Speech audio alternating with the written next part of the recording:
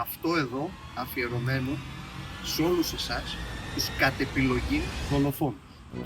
Γιατί το επιλέγεις. Μιλώ για εσάς που κυκλοφορείτε χωρίς το δολοφόνο. Λουρί. Λουρί το λένε. Λουρί το λένε, έτσι, λουρί. Να το. Συνδέει εμάς με τους σκύλους. Για ασφάλεια το βγάλανε. Δεν το βγάλανε για βούρδουλα. Ασφάλεια. Πάτε να πούμε τις βόλες σας, αφήνετε τους σκύλους 50 μέτρα πιο μακριά. 100 μέτρα πιο μακριά. Σε αστικό ιστό. Είστε επικίνδυνοι, έτσι. Πρώτον, μπορεί κάτι να φάει ο σκύλος. Που αυτό θα πειράσει μόνο το σκύλο. Και πάλι δηλαδή εγκληματικό.